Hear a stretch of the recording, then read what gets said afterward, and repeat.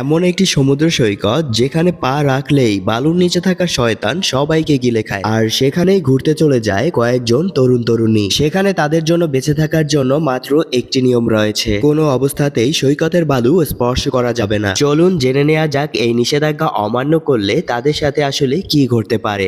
একদল বন্ধু মিলে সমুদ্রের পাড়ে এক জমজমাট পার্টির আয়োজন করে। তারা আনন্দ ফুর্তি করে দারুণ সময় কাটাচ্ছিল। মেয়েরা সুইমিং স্যুট পরে নাচছিল আর বিভিন্ন ধরনের ড্রিঙ্কস করছিল। অন্যদিকে ছেলেরা মেতে উঠেছিল নানা ধরনের প্রতিযোগিতার আয়োজনে। এই আনন্দের মাঝে রেঞ্জ এবং গিলবার্ট নামের দুই বন্ধু আঠালো কিছু একটা দিয়ে ঢাকা বিশাল বড় একটি বলের মতো দেখতে কিছু একটা খুঁজে পায় এবং সেটাকে তারা টেনে হিসড়ে সেই পার্টির মধ্যে নিয়ে আসে। বিনোদন, ড্রিঙ্কস, প্রাঙ্ক আর ভালোবাসায় ভরা এই স্বপ্নের মতো পার্টিটা অনেক আনন্দেই কাটতেছিল। পার্টি করতে করতে লিজ এবং ক্যাডি পরদিন সকালে ক্যাবিনের মধ্যে জেগে ওঠে। জোনা এবং সান্ডা ঘুমিয়েছিল গাড়ির ভেতরে এবং গাড়ির পিছনে ঘুমাচ্ছিল ভেন্স এবং রনি। অন্যদিকে গিলবার্ট তো সরাসরি একটা ময়লার ড্রামের মধ্যেই ঘুমিয়ে পড়েছিল। এখানে তার দুষ্ট বন্ধুরা মজা করে তাকে আটকে রেখেছিল। এদিকে মার্শা জেগে ওঠে একটি পিকনিকের টেবিলে। তার গায়ের ওপর কোনো কাপড় ছিল না। তখন সে লাইফগার্ড কেবিন থেকে বের হয়ে তার বন্ধুদের গাড়ি দেখতে পায়। তাদের মধ্যে জোনাও ছিল, যেটা কেলির জন্য বেশ অস্বস্তিকর, কারণ জোনা ছিল তার পার্টনার বয়ফ্রেন্ড। কেলি অবাক হয়ে লক্ষ্য করে তার অন্য বন্ধু বান্ধব গুলো কোথাও সে খুঁজে পাচ্ছে না। তখন সে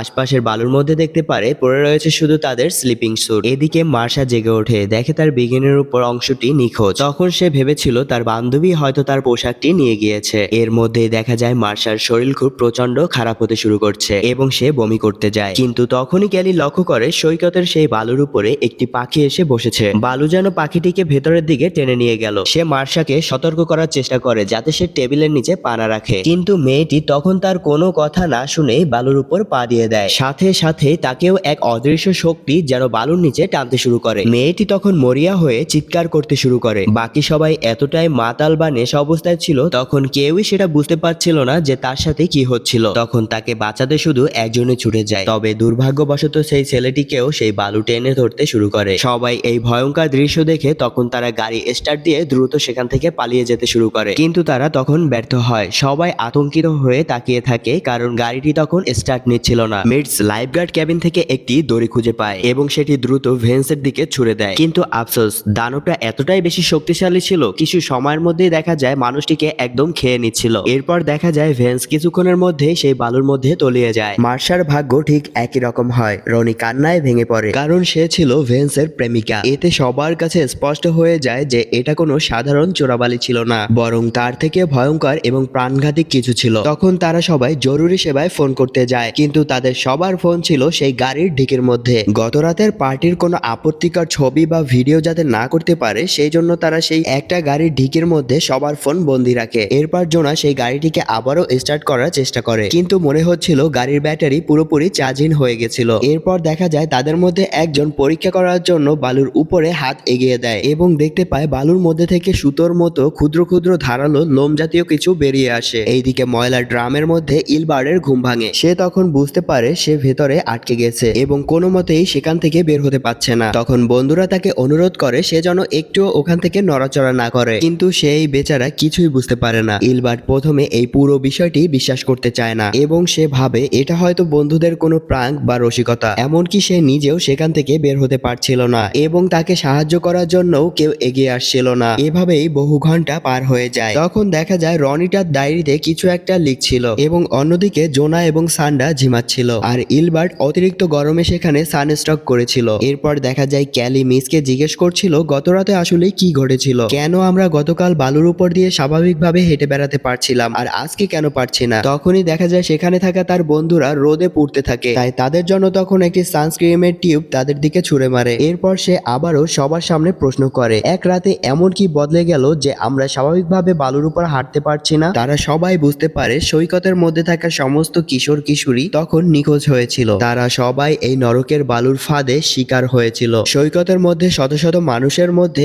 এখন শুধু তারাই বেঁচে রয়েছে। ঠিক সেই মুহূর্তে দেখা যায় গিলবার্ট জেগে ওঠে, রোদে পুড়ে চিৎকার করছে। তখন তাদের কাছে থাকা সেই সানস্ক্রিমটি তার দিকে ছুড়ে মারে। তখন সেই বোতলটি হাতে পেয়ে মোটাসোটা লোকটি একটুর জন্য স্বস্তি পায়, আর তখনই গিলবার্ট সৈকতের কিনারে সেই আঠালো সেই বস্তুটির ভাঙা অংশ দেখতে পায় যেটা সে গতকাল রাতে বেন্সের সাথে বল ভেবে টেনে এনেছিল। তখন তারা বুঝতে পারে এই গোলকটি আসলে কোনো সাধারণ বল ছিল না, এটি ছিল ছিল এক ভয়ঙ্কর প্রাণীর ডিম, আর গতকাল রাতেই সেটা ফুটে এইটার ভিতর থেকে একটি দানব বের হয়েছে এবং সেই দানবটি এখন বালুর নিচে লুকিয়ে আছে এবং আশেপাশে যা কিছু পাচ্ছে সবকিছু সে খেয়ে ফেলছে। নরকীয় দানবটি ইতিমধ্যেই তাদের মধ্যে অনেকেই একদম মারাত্মকভাবে খেয়ে ফেলেছে। দানবটির আকার কত বড় সেটি বোঝার জন্য একজন ফ্রিজ থেকে হটডগ নিয়ে আসে এবং দেখা যায় সৈকতের বিভিন্ন প্রান্তে সেগুলো ছুঁড়ে মারে। দেখা যায় দানবটি সেখানে নিমিষেই দুটি সসেস খেয়ে ফেলে। এরপর দেখা যায় ইলবার্ডের পাশে এসে বসা পাখিটিকে বালুর মধ্যে নিমিষেই টেনে নেয়। তখন দেখা যায় মিক্স একটি সসেস বালুর এক প্রান্তে ছুঁড়ে মারে, কিন্তু এরপর অবাক করা একটি বিষয় দেখতে পারে সেই সসেসটির আর কিছুই হয় না। তখনই তারা সবাই বুঝতে পারে সেই দানবটির সুর বা নাগাল সেই অবধি পৌঁছায় না। তখন এই আবিষ্কার বন্ধুদের মধ্যে বেঁচে থাকার এক নতুন আশা জাগায়, কিন্তু সমস্যা এখনো একটা জায়গায় রয়েছে। তাদের সসেসটি যেই জায়গায় পড়েছিল বা যেই জোনে পড়েছিল সেটা তাদের গাড়ি থেকে অনেকটা দূরে ছিল। অন্যদিকে একজন সাইনবোর্ড নেয় এবং সেই জোনে যাওয়ার জন্য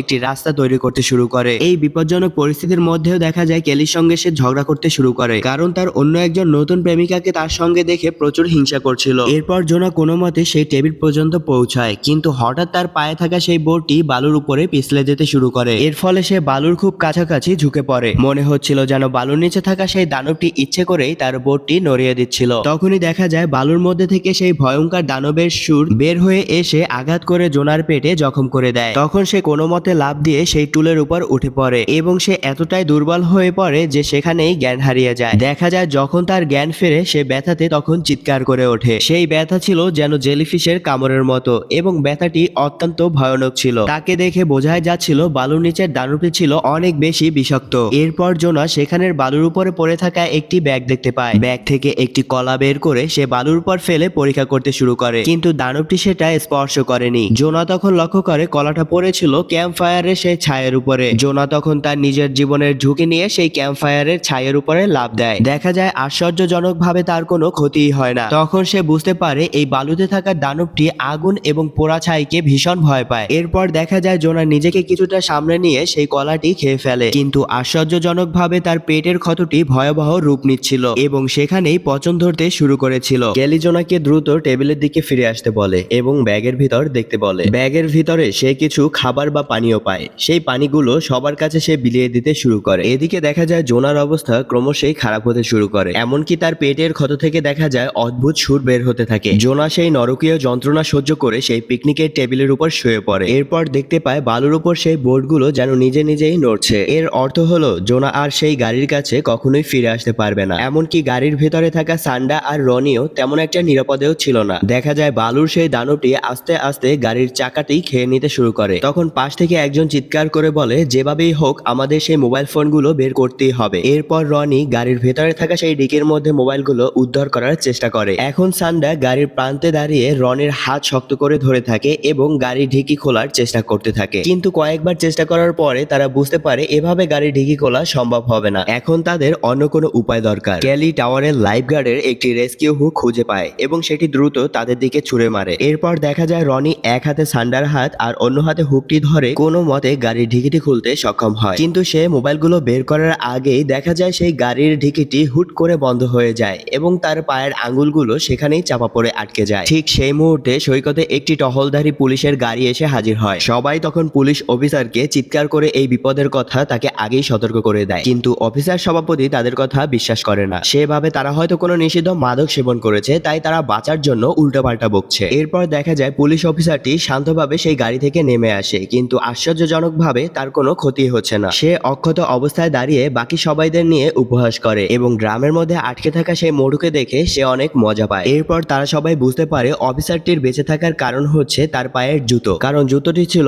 অত্যন্ত মোটা এবং শক্ত। এরপর পুলিশ তাদেরকে লাইফগার্ড থেকে নিচে আসার নির্দেশ দেয়। তারা তখন চিৎকার করে নিচে আসতে অসম্মতি জানায়। ঠিক তখনই অফিসারের সাথে থাকা চাবিটি বালুর উপরে পড়ে যায়। এরপর যখনই অফিসার সেই বালুর মধ্যে থেকে চাবিটি তুলতে যায় তখনই তার হাত বালু শক্ত করে আটকে ধরে। অফিসার নিজের আত্মরক্ষার জন্য পেপার স্প্রে ব্যবহার করে, কিন্তু সাময়িক সময়ের জন্য স্বস্তি পেলেও তার একটি হাত পুরোপুরি কাটা চলে যায়। তখন সে তার ডান হাত হারিয়ে ভয়ে সে বালুর উপরে পড়ে যায় এবং দেখা যায় সে স্বাভাবিকভাবেই সেই বালুর দানবের শিকার হয়ে যায়। এরপর ক্যালি কোনো মতে সেই বালুর উপর থেকে পেপার স্প্রেটি নিতে সক্ষম হয়। এরপর দেখা যায় তাদের মাথায় একটি বুদ্ধি চলে আসে এবং সেই পুলিশ অফিসারের জুতো পায়ে পরে তোয়ালে পেঁচিয়ে নেয়। এরপর সে পায়ে পেপার স্প্রে ছিটিয়ে দৌড়ে পুলিশের গাড়িতে যাওয়ার চেষ্টা করবে। এরপর সে গাড়িটি নিয়ে নিয়ে এসে সবাইকে উদ্ধার করে এখান থেকে পালানোর চেষ্টা করবে। এরপর তার পা সুন্দরভাবে পেঁচানোর জন্য গাড়ি থেকে কিছু কাপড় চায়, কিন্তু দুর্ভাগ্যবশত সে ওখান থেকে একটি কাপড় হাতে পেয়েও সে অন্য কাপড়টি ধরতে গিয়ে বারান্দা থেকে একটি রড ভেঙে সে বালুর মধ্যে পড়ে যায়। তখন দেখা যায় বালুর দানবটি তাকে সাথে সাথে আঘাত করতে শুরু করে। তার এই ভয়াবহ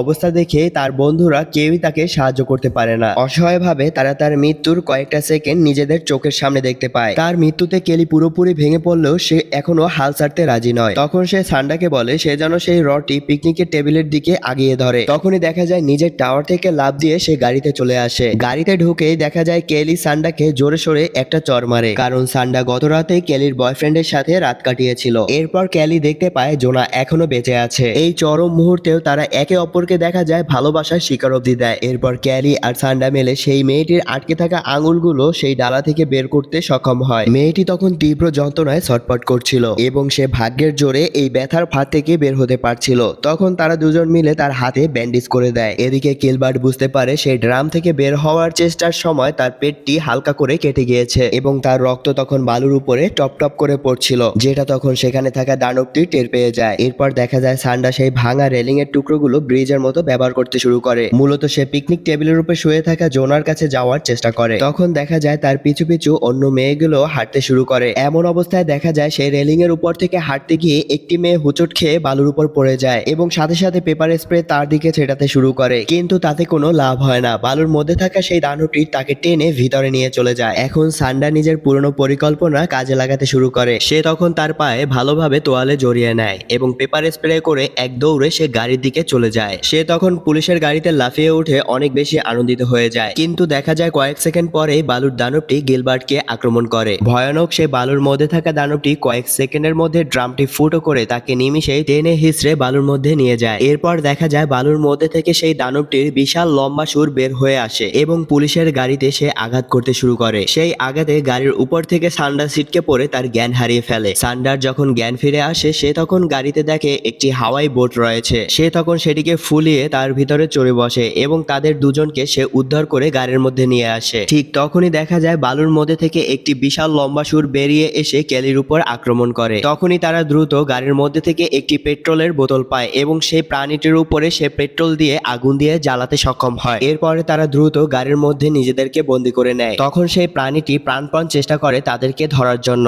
অবশেষে বালুর মধ্যে থাকা সেই ভয়ঙ্কর দানবটি তাদের কাছ থেকে পিছু হাঁটতে সক্ষম হয়। এরপর গাড়ির মধ্যে বসেই তারা দুজন আবিষ্কার করে যে জোনা আর এই পেটের আঘাত নিয়ে বেঁচে নেই। তারা এই মর্মান্তিক সময় এবং নিজেদের ক্লান্ত শরীর নিয়ে তখন এই গাড়ির মধ্যেই ঘুমিয়ে পড়ে। পরের দিন সকালে এক ব্যক্তি এসে তাদের জানালায় টোকা দেয় এবং তাদেরকে জিজ্ঞেস করে তারা এখানে কি করছে আর কেনই বা তারা পুলিশের গাড়ির ভিতরে রয়েছে। তারা দুজন তখন সেখানে চোখ মেলে দেখে সেই ভয়ঙ্কর দানবটি সেখান থেকে উধাও হয়ে গেছে এবং আশেপাশে তারা তখন তাকিয়ে দেখে সবাই স্বাভাবিকভাবে বালুর উপরে হেঁটে বেড়াচ্ছে। এরপর তারাও যেন সেই বালুর উপর থেকে স্বাভাবিকভাবে হেঁটে বেড়াতে পারছিল, কিন্তু সেই ভয়ঙ্কর দানবটি যে কোথায় চলে গেল সেটা এখন অবধি কেউ জানতে পারে না। এরপর আমরা একটি অন্য দৃশ্য দেখতে পাই। পানির মধ্যে জেলিফিশের মতো দেখতে এক বিশাল প্রাণী এগিয়ে যাচ্ছে অন্য একটি সৈকতের দিকে। সেই সৈকতটা ছিল সাধারণ মানুষে ভরপুর। আর এই সাসপেন্স নিয়েই সিনেমাটি এখানেই শেষ হয়। কিন্তু বন্ধুরা ভাবুন তো, আপনারাও হয়তো কোনো একটি ছুটিতে ঘুরতে গেলেন কক্সবাজার বা অন্য কোনো সমুদ্র সৈকতে, তখনই দেখলেন বালুর মধ্যে থেকে কিছু একটা আপনাকে টেনে নিচ্ছে। এমন অবস্থায় বিষয়টা আপনার কেমন লাগবে সেটা অবশ্যই কমেন্ট করে জানাবেন। আজকের মতো এখানেই বিদায় নিচ্ছি, দেখা হচ্ছে পরবর্তী কোনো ভিডিওতে। ধন্যবাদ।